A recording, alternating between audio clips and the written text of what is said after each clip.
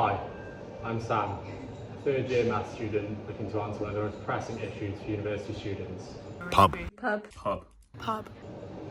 Planning a pub crawl route.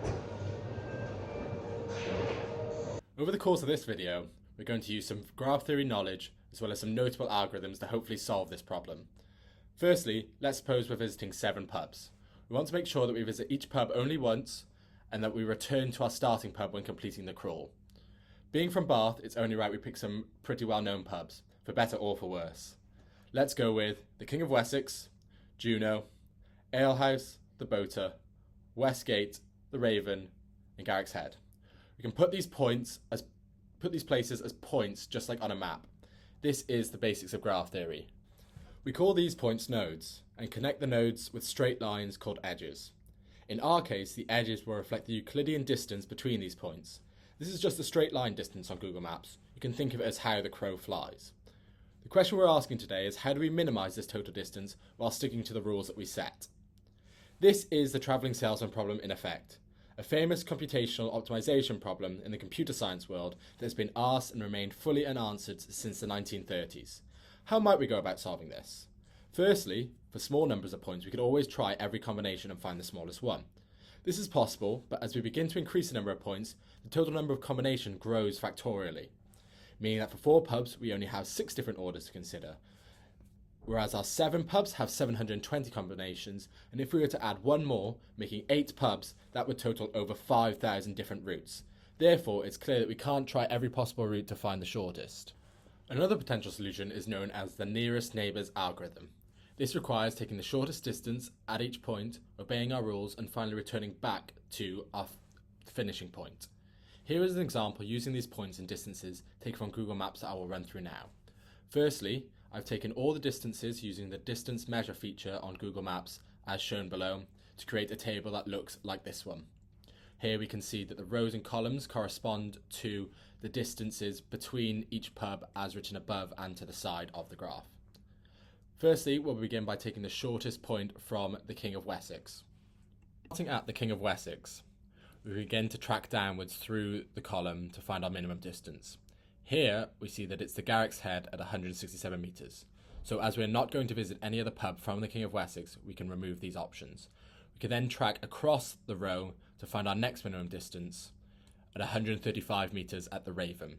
Repeating this process again and again, we find that we go from the Raven towards the Westgate.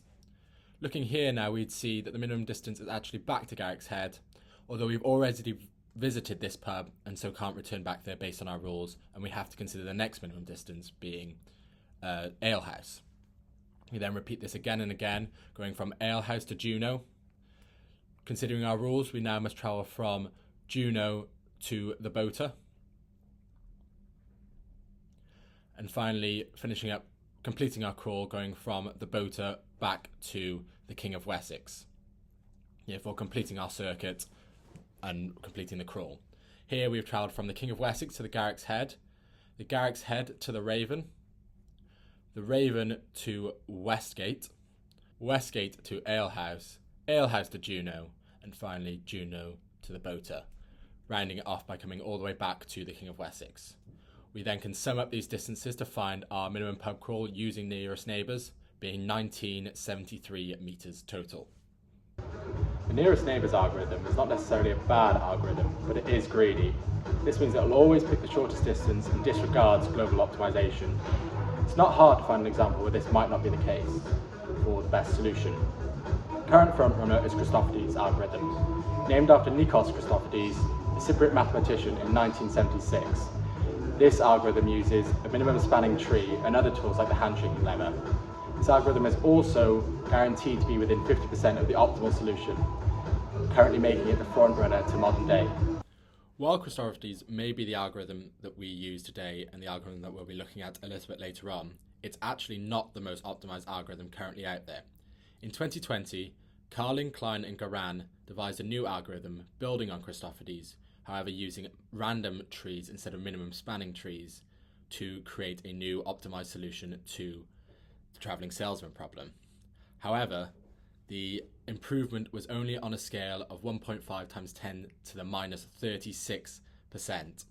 To put this into perspective, a hydrogen atom is about 10 to the minus 10 meters in diameter. Multiplying that by the efficiency of the algorithm, 10 to the 36, and you'll get 10 to the 26 meters across, which is larger than the observable universe.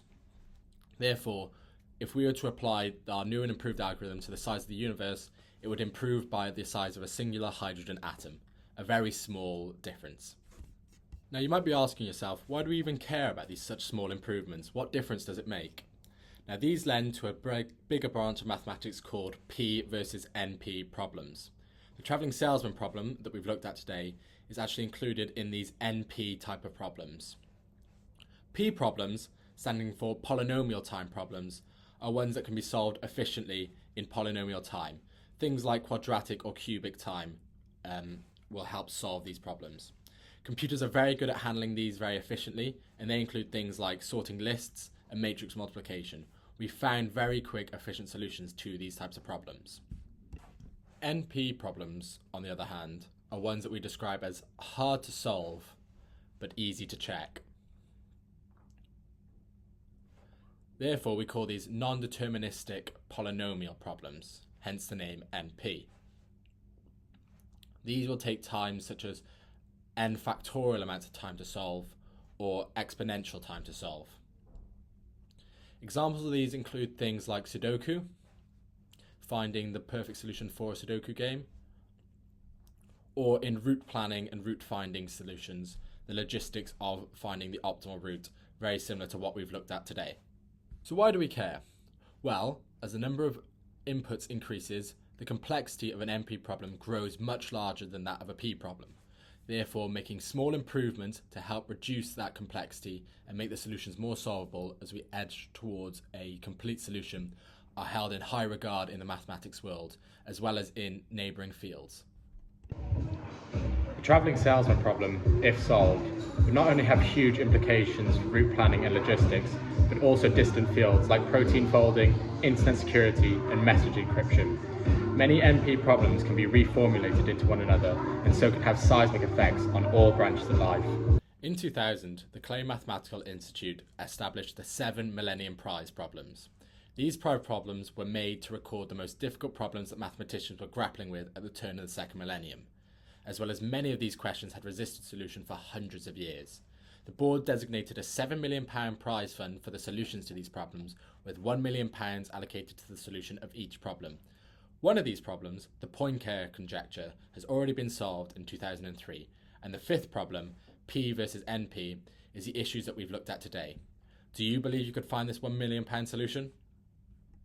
Finally, to show the effectiveness of Christophorty's algorithm against things like nearest neighbours, I decided to create a Python script to showcase this using the same distance matrix as created earlier in the example, and run through that with you now.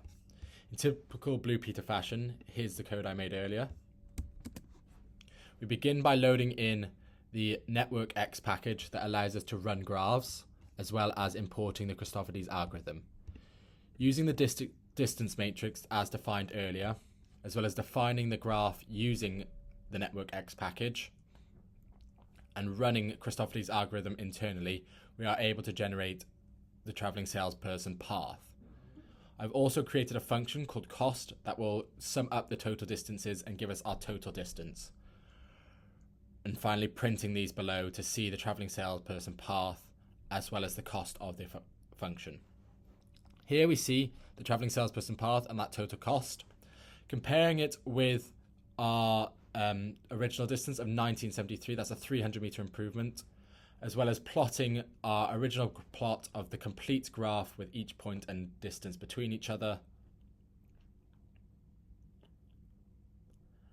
And finally concluding with the optimal path plotted.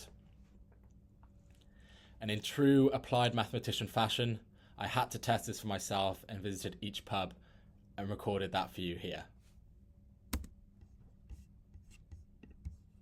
And that concludes my video on graph theory, the travelling salesman problem, and different algorithms to find it. I hope you enjoyed. There's a feedback form in the link in the description. Please could you fill that out and leave a comment or a like. Please tell me what I did well, what I could improve on.